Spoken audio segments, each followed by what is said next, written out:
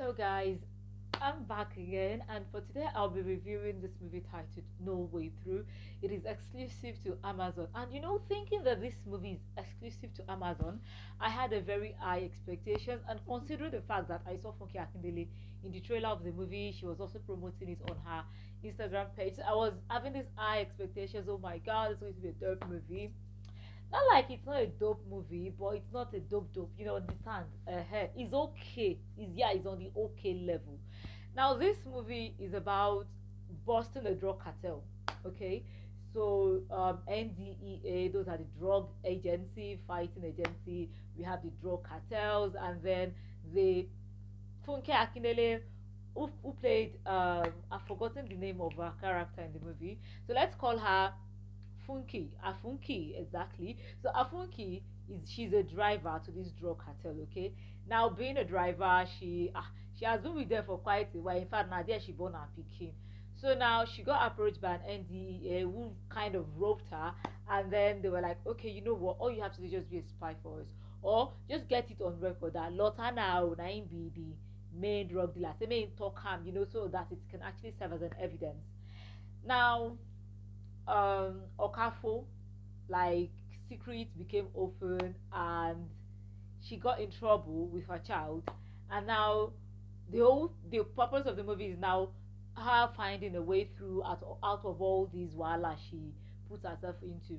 NDA want to kill her. I mean, the guy played by Ikechukwu Aike that sang dun dun dun dun dun, I think he's the one now. Yeah. So Ike was ready to kill her, even though he's an NDA agent. And same also as Pastor was ready to kill her. Yes, you might be wondering, who is Pastor? What is Pastor doing? Before I go ahead with this, kindly know that this is a movie.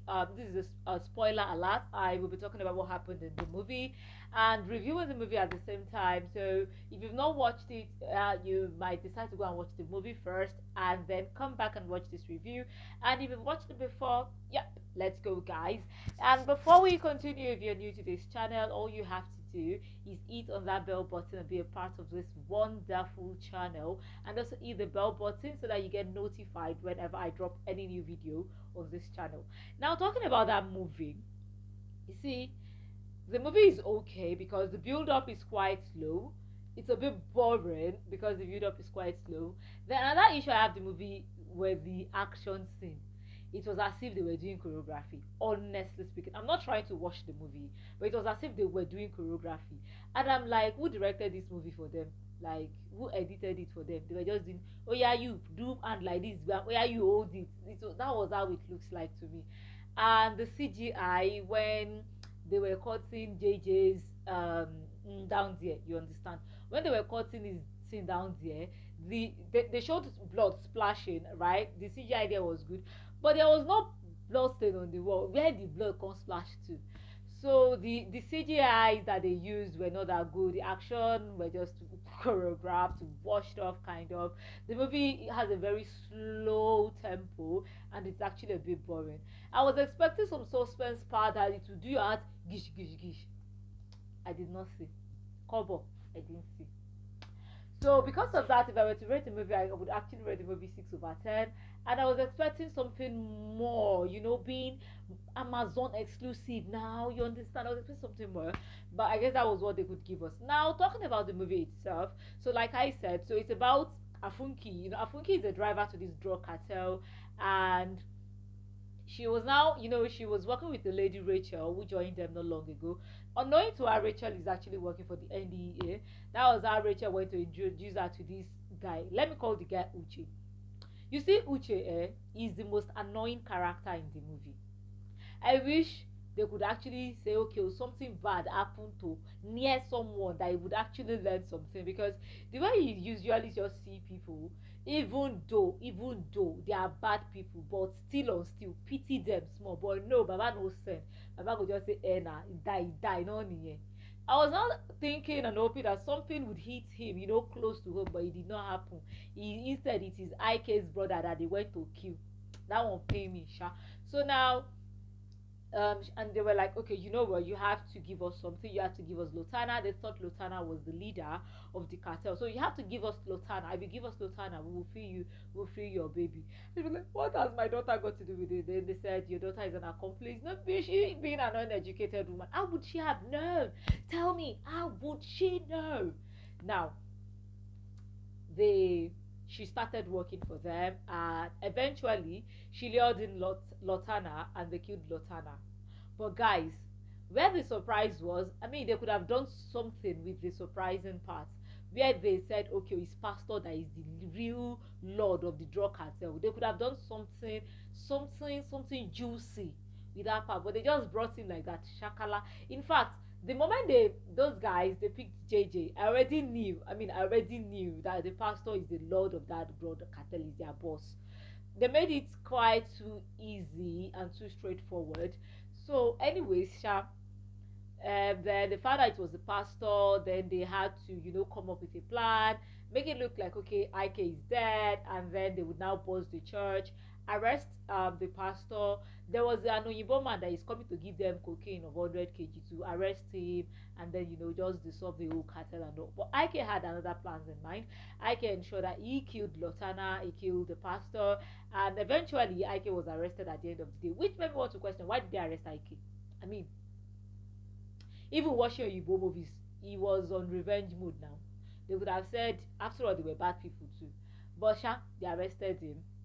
And Afunki, her daughter, and Rachel were able to escape all of this drug cartel of a thing. Now, talking about some interesting parts of this movie, I think I like the part of the pastor and the wife. You see, when you want to do wicked, and you're quoting Bible to do wicked, and you be like, oh my God. Oh my god, that pastor gave me some, ginger and some juice. Yeah, give me that juice, man. He really did. And when he was questioning JJ, and JJ was like this, and I said, "Thou shalt not lie." Blah blah blah blah blah blah. And I'm like, okay, somebody shout hallelujah. Okay. So I like that part. I like most of the pastor and the wife's part. Like, she's the proverbial wife that, she listens to her husband, but she carries out the heart desires of the husband. Sometimes you know what your husband wants, but your husband will not say it.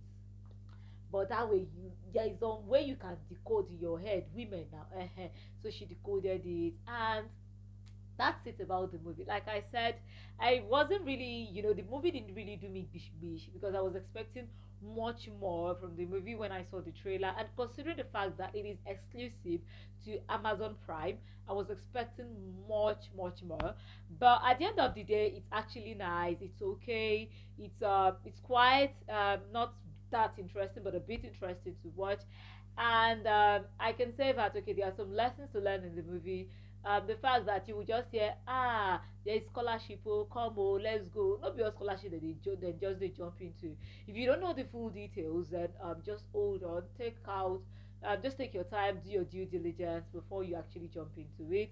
And for the fact that if you are into drugs, there is always a bad ending for most of them, shall not all of them. But I know, say, if you don't meet your bad ending for this world, heaven day, ìdájọ́ day, like judgment day, so that one day started. But for the fact that they're luring young girls, young guys to do this thing for them, then just send them to Malaysia, and then some of them they die, the drugs kill them, and some of them get arrested, and then they eventually kill them. So basically, I can say that's just the lessons to be learned in this movie, and thou shalt not lie. Alright, guys, I have come to the end of the movie review for today, which is about No Way Through. And like I said, I'm going to rate this movie 6 over 10. Oh, I like another part of the movie where they play Show You Vibes parts. Yeah. No money, no vibes. No money, no vibes. Okay, guys, so let's see you some other time. Remember, hit on the subscribe button, because I am here for you guys. And guess what, guys? I'll be starting a series where I'll be talking about movies that you can actually watch with your families, with your loved ones, with your children. I'll be talking about them. So we're going to be doing it. We're going to be running it like a series. So it's going to be like um maybe dropping it like a short to make it quite easy and faster, less than a minute, blah blah blah. We've talked about it. Anyway, so that you don't miss it, ensure you click on the bell button, be a part of this channel. And yes, I'm going to follow this through this time around. And so guys, I'll be seeing you some other time. Take care of yourself. Bye.